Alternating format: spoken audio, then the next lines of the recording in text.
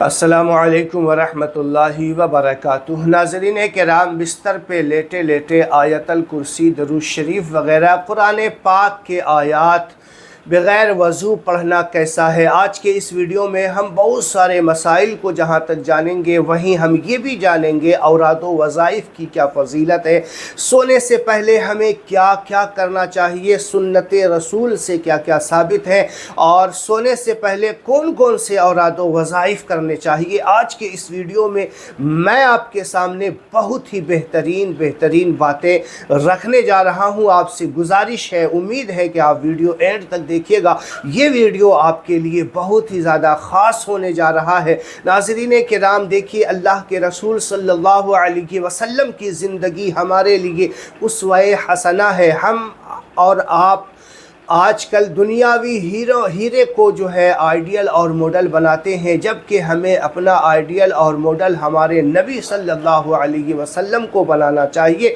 آج کے ہمارے نوجوان قوم جو ہے آئیڈیل اور ماڈل کسی ہیرو کو، کسی فلم اسٹار کو، کسی کرکٹ اسٹار کو بنایا کرتے ہیں اور اس کی طرز زندگی پہ عمل کرنے کی کوشش کرنا چاہتے ہیں، لیکن ہم مسلمان کا یہ شیوا ہونا چاہیے، ایک مسلمان سچے اور پکے مسلمان کی یہ پہچان ہونی چاہیے کہ ہمارا آئیڈیل اور ماڈل ہمارا نبی ہو۔ جس نبی نے ہمیں جینا سکھایا، جس نبی نے ہمیں چلنے کا ڈھنگ، جس نبی نے ہمیں زندگی گزارنے کا طریقہ بتایا ہے، اسی نبی کے سیرت پہ ہمیں عمل کرنا چاہیے، اسی کے بتائے ہوئے باتوں پہ ہمیں عمل کرنا چاہیے۔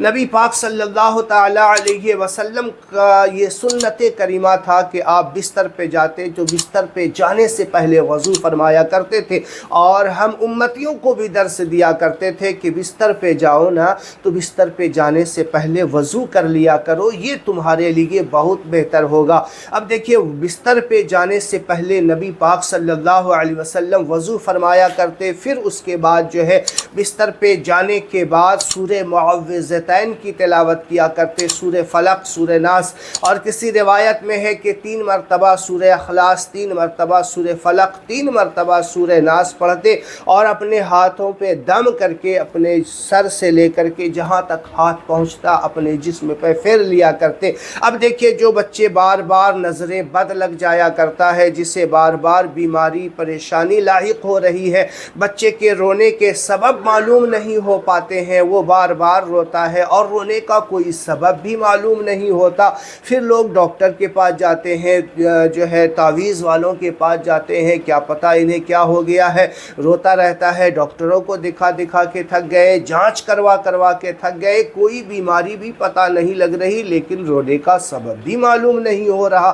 تو آپ کو میں بتاؤں، نبی پاک صلی اللہ علیہ وسلم کو اپنا آئیڈیل بنائیے، اس طریقے سے اپنے اوپر بھی ہاتھ پھیر لیجئے، اپنے بچوں پہ بھی جو ہے ہاتھ پھیر لیجئے، انشاءاللہ ہر بلا مصیبت اور نظر بد سے ہم اور ہمارا بچہ ہمیشہ کے لیے محفوظ ہو جایا کرے گا۔ تو دیکھیے، آیت الکرسی کے تعلق سے اللہ کے رسول صلی اللہ علیہ وسلم نے ارشاد فرمایا کہ جو سونے سے پہلے آیت الکرسی پڑھ لیا کرتا ہے وہ اللہ کی حفاظت میں ہو جایا کرتا ہے، ساری رات اللہ کے مقرب فرشتے اس کی حفاظت کیا کرتے ہیں۔ اس کے علاوہ آپ جو ہے درود شریف ہے، درود شریف کی بھی بے شمار فضائل ہے سونے سے پہلے۔ اس کے علاوہ کلمہ شریف ہے، کلمہ شریف جو ہے الا اللہ وحدہ لا شریک لہ، حدیث پاک میں آتا ہے کہ جو شخص سونے سے پہلے یہ کلمہ طیبہ پڑھ لے تو اس پر جنت واجب ہو جایا کرتی ہے۔ بہت سارے احادیث کریمہ کے مفہوم ہیں۔ اس کے علاوہ تسبیح فاطمی جسے اللہ کے رسول صلی اللہ علیہ وسلم نے اپنی لاڈلی بیٹی کو عطا فرمایا تھا، حضرت علی کو عطا فرمایا تھا، اتنی بابرکت یہ تسبیح ہے۔ 33 بار سبحان اللہ، 33 بار الحمدللہ، اور 34 بار اللہ اکبر، یہ بھی یہی تسبیح فاطمی ہے، اس کی بھی بے شمار فضائل ہوا کرتے ہیں۔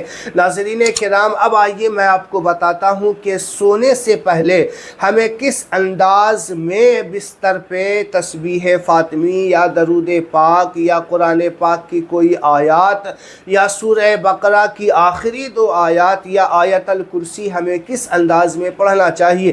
دیکھیے، بہتر اور افضل طریقہ طریقہ جو علماء کرام نے فرمایا باوضو ہو جائیے آپ سونے سے پہلے، نبی پاک صلی اللہ علیہ وسلم کی سنت ہے، آپ بستر پہ بیٹھ جائیے اور قبلہ رخ ہو کر کے بیٹھیے، اس کے بعد آپ جو تسبیحات قرآن پاک کی جو آیات پڑھنا چاہتے ہیں پڑھیے، یہ بہتر اور افضل طریقہ ہے۔ اب دیکھیے اگر کوئی لیٹے لیٹے پڑھنا چاہے تو اس میں بھی علماء کرام نے فرمایا ہے کہ جائز ہے، آپ لیٹ کے بھی پڑھ سکتے ہیں، لیکن اپنے پاؤں کو باادب طریقے سے موڑ لیں اور سمیٹ لیں، سمیٹ کر کے آپ پڑھیں، یہ ادب والا طریقہ ہے۔ اب کوئی کہے کہ ہم نے پیر سمیٹا نہیں بلکہ پیر پھیلا کے ہی پڑھ لیا تو کیا کوئی گناہ ہوگا؟ نہیں، گناہ نہیں ہوگا۔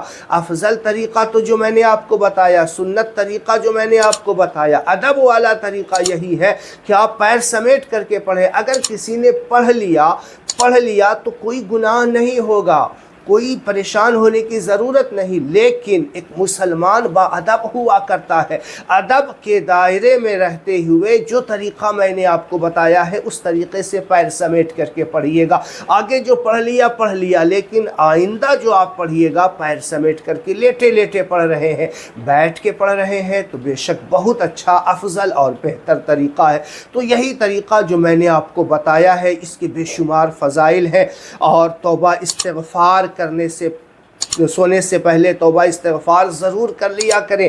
دیکھیے کیا پتہ کون سی شام ہماری زندگی کی آخری شام ہو جائے، ہم سوئیں اور صبح اٹھے ہی نہیں، اور توبہ استغفار کر کے اگر سوئیں تو پھر ہماری قسمت کا اندازہ کون لگائے گا۔ آج کے دور میں آپ دیکھیے نوجوان نسل ہماری جو ہے مووی دیکھتے ہوئے، سیریل دیکھتے ہوئے، ریلز دیکھتے ہوئے اور کان میں ایئر فون لگا کر کے میوزک سنتے ہوئے سو جاتے ہیں، جبکہ اللہ کے رسول نے فرمایا ہے کہ جو جس حالت میں مرے گا قیامت کے دن اسی حالت میں اسے اٹھایا جائے گا۔ تو آپ اندازہ کیجئے کہ گندے مووی اور میوزک وغیرہ، الٹے سیدھے گانے، فلمیں، ڈرامے دیکھتے ہوئے سوئیں گے اور وہی شام آخری ہو گئی تو پھر قیامت کے روز کیسی شرمندگی کا سامنا کرنا پڑے گا۔ مسلمانوں اپنے آپ کو دین کے مطابق ڈھالنے کی کوشش کرو۔ سونے سے پہلے نبی پاک صلی اللہ علیہ وسلم کا جو سنت طریقہ ہے نا، اسی طریقے پہ آپ عمل کریں، انشاءاللہ زندگی بہتر سے بہتر ہوتی چلی جائے گی۔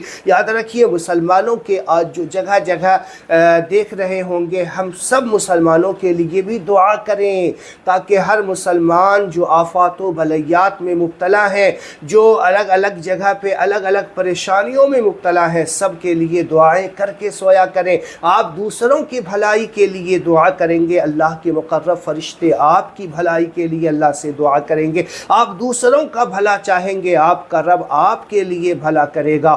تو اس چیز کو جو ہمارا شیوا ہے، مسلمان کا یہ کام ہوا کرتا ہے، وہ ایک مسلمان کے درد کو درد سمجھ کر کے بانٹے، اس کی شیوا کرے، اور ایک مسلمان جو ہے اپنے جسم کے اعضاء کی طرح ہوا کرتا ہے۔ اگر ہاتھ میں کہیں درد ہو رہا ہے تو جسم کو محسوس ہونا چاہیے۔ دنیا میں مسلمان کہیں بھی پریشان ہو تو اس کے درد کو اپنے دل میں محسوس کرو بھائی، اس کے لیے دعا کرو، نہ کر سکتے ہو کچھ تو دعا ضرور کیا کرے۔ امید ہے جو باتیں میں نے آپ کو بتائی ہے وہ سمجھ میں آ گئی ہوگی۔ اللہ کی بارگاہ میں دعا ہے کہ اللہ ہم سب مسلمانوں کے نصیب کو اچھا کرے۔ ویڈیو کو شیئر کرے، چینل پہ نئے ہیں تو چینل کو سبسکرائب ضرور کر لیں۔ السلام علیکم ورحمۃ اللہ وبرکاتہ۔